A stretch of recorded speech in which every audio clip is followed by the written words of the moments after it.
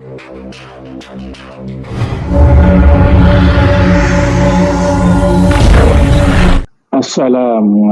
warahmatullahi taala wabarakatuh.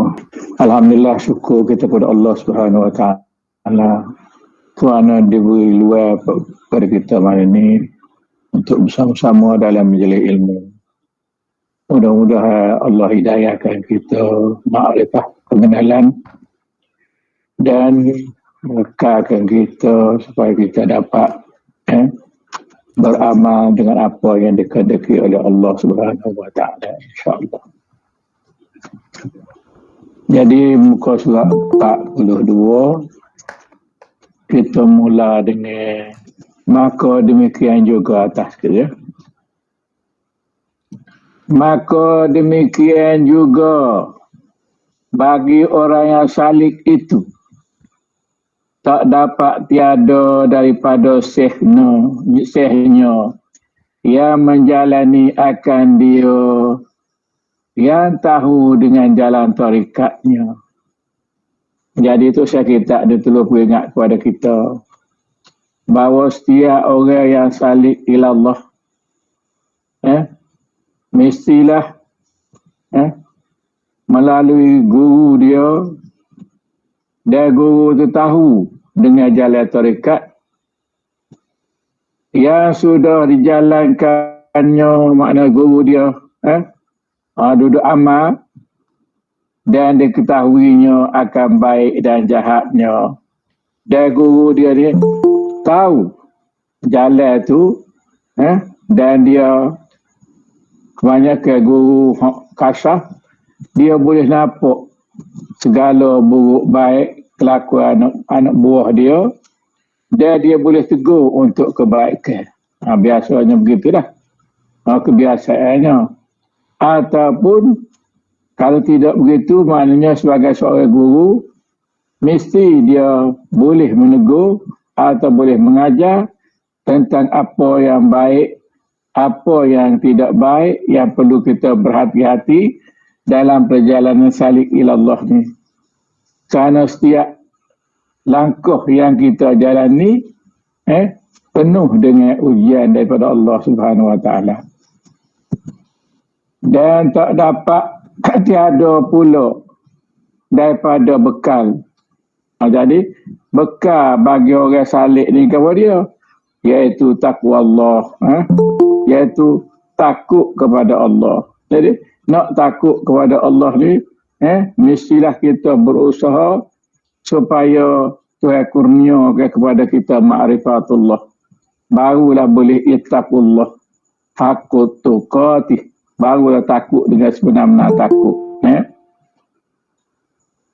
Dan tak dapat tiada pula daripada kenderaan. Kita nak jalan tu kena ada kenderaan. Gapa kenderaan kita? Hemohnya, hemoh kita, maknanya lagu mana kedudukan kita, pandangan kita, ketaatan kita terhadap apa yang kita patut buat di dalam perjalanan kita supaya kita dapat ikut dengan baik. Dan tak dapat tiada pula daripada taulannya. Begitu juga kita nak berjalan ni ada regu-regu kita, puak-puak kita, golongan-golongan kita yang seperti saudara. Bersama-sama berjalannya. Jadi kita pergi itu selalu kita ibaratnya kita berbincang, kita ambil tahu supaya kita dapat berjalan dengan baik. Kerana ada di antara kita yang bertemu benda-benda yang dia tidak reti dan benda-benda yang menyusahkan dia. Menyusahkan dia. Jadi inilah perlu ada saudara sejalanan kita supaya kita boleh cerita ataupun terus kita cerita kepada. Tak dapat tiada pula dalam perjalanan kita, dalam salik kita tu, daripada senjatanya alat nak mempertahankan diri kita. Apa dia? Iaitu asma illah, iaitu nama-nama Allah yang kita zikirkan, iaitu zikrullah lah, supaya menakuti akan seterunya, seteru dalam perjalanan salib kita ni, iaitu dia hawa, nafsu, syaitan, dan juga makhluk yang tidak senhati dengan perjalanan kita. Tu maknanya tu ba'dah pak tu hawa, nafsu, syaitan dan makhluk. Lagu mana tu? Dewi ibarat kiahnya seperti orang yang musafir.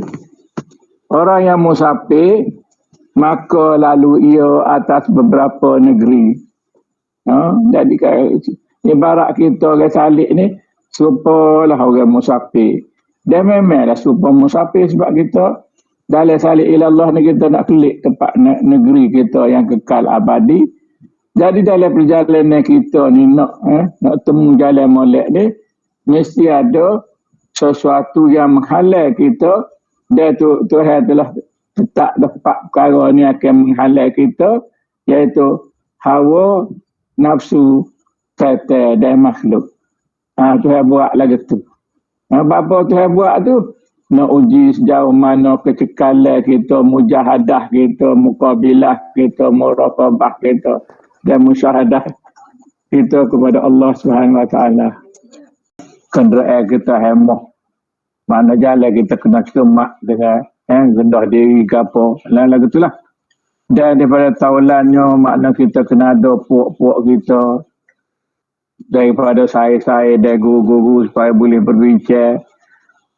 Sebab dalam perjalanan ni banyak Tuhan uji kita, dia takut kita tersalah ambil. Sebagaimana yang saya selalu peringatkan, banyak benda-benda yang Tuhan uji kita yang tak perlu kita ambil atau tak perlu kita cuba mendekatinya kerana benda-benda itu ke dunia. Apatah lagi jika sekiranya seteru-seteru kita iaitu hawa, nafsu, syaitan dan makhluk mari bisik kepada kita supaya kita tidak tumpu kepada salik ilallah. Itu kena perhati benar lah. Sebab dia kata perjalanan kita seperti orang musafir lah. Jadi orang musafir dia kata lalu ia atas beberapa negeri dan dusun. Dan berarti ia dengan beberapa perhentian. Mana kita lalu tu lalu ikut negeri, ikut dusun. Pas kita berhenti pula berapa tempat kita berhenti. Kemudian berjalan pula daripadanya maka kita teruskan perjalanan supaya sampai ke tempat yang dikenaki. Demikianlah dilalu oleh orang yang salih itu atas beberapa makam yang masyhur ia antara segala ahlillah. Jadi orang yang salih ilallah ni dikenali sebagai ahlillah, maknanya puak-puak ketuhanan lah, lebih kurang begitulah. Jadi yang kita lalu tu ialah berapa? Iaitu 7 makam. 7 stesen lah. Pertama dikata makam zulmah yang aryal. Iaitu makam pertama ni makam ataupun kedudukan kita dalam gelap. Jadi duduk dalam gelap ni kita selalu lala. Jadi orang dalam perjalanan mula-mula kalau ngatik pun duk teringat kemoga lain. Kalau semaya pun duk teringat kemoga lain. Dan duk teringat selain pada Allah. Apa duk teringat selain pada Allah, jadi kedudukan orang makan zulmah ni, kita ingat kepada Allah. Jadi kita cuba ingat kepada Allah, tapi duk ingat benda lain. Sebab ada kita. Lagu itulah. Jadi arya dia panggil. Dan dipanggil zulmah yang pertama ni, atau makan yang pertama ni, nafsu amarah dia panggil. Nafsu amarah bisu. Nafsu amarah ni dengan bisu ni dengan benda-benda buruk lah, benda-benda tak terpakai, benda-benda yang Tuhan larang. Dan yang keduanya dinamakan anwar, dinamakan cahaya, makna terang sikit, maka dinamakan nafsu padanya itu dengan lawamah. Nafsu lawamah ni kita nampak bahawa segala kurnia Allah kepada kita tu kita nampak semakin jelas, tetapi kita duk berasa kita dia lebih dengan kurniaan. Jadi hak inilah dipanggil lawamah ya. Maka kadang-kadang kita bermegah. Sahulah. Kerana kita ni Tuhan pilih kita, maka kita rasa kita ni orang molek. Jadi berasa hebat. Duduk di lawamah ni. Dan ketiga, kalau berjaya berlepas lawamah ni, dia panggil makam asrar, makam yang ada rahsia, ada sikit-sikit. Dinamakan dia dengan nafsu mulhimah. Nafsu mulhimah ni lagu mana? Maknanya kita dalam amalan tu kita tak berasa dah kita duk berasa kurnia Allah ataupun anugerah Allah tu kepada kita. Tetapi kita kata tidak kita, tetapi sebenarnya kita. Jadi selagi ada kita, kita kata hak agak, hak kita berasa lebih tak ada dah. Tetapi duk berasa segala yang kita buat tu daripada kita. Tak lepas daripada ada kita, maka itu dinamakan mulhimah.